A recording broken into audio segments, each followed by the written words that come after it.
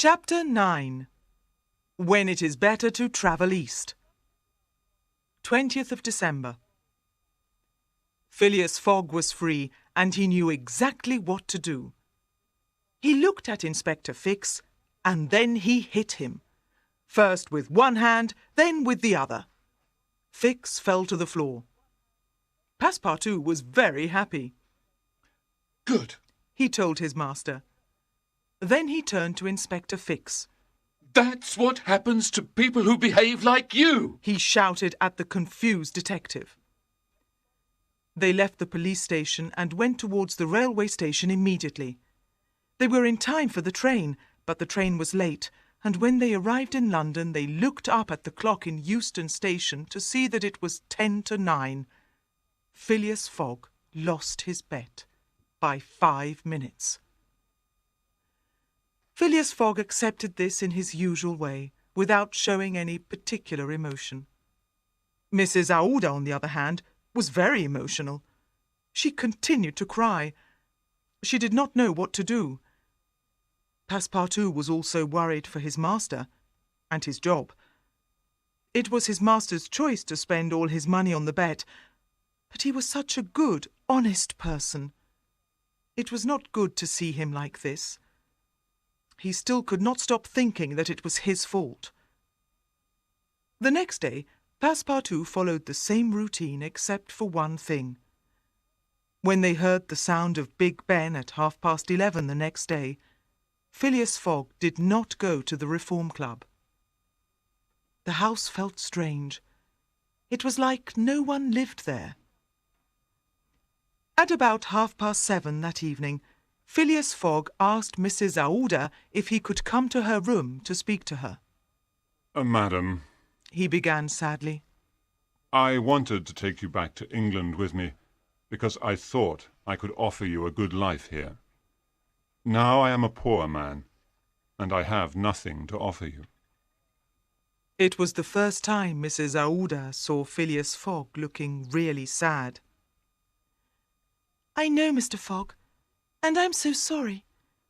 You saved my life, you took time to rescue me, and you lost your bet because of me.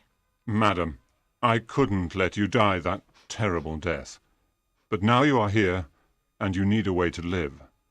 I have my house and my possessions. But what about you? I don't need anything. Maybe your friends could.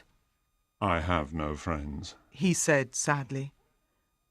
Well, what about your relatives? I have no relatives. It is easier to live in poverty when there are two of us to share it, said Mrs. Aouda, taking his arm. I want to be your wife. Mr. Fogg got up. Mrs. Aouda saw that there was a small tear in his eye. I love you, he said. And I want to spend my life with you. Oh, said Mrs. Aouda, with a surprised cry. She was so happy that she put her hand to her heart. Passepartout came into the room and saw his master standing close to Mrs. Aouda. He understood immediately. This is wonderful news, he said. We all need some good news. Yes, said Phileas Fogg. If you agree, Mrs. Aouda, we can get married immediately. Passepartout, do you know where Reverend Wilson lives?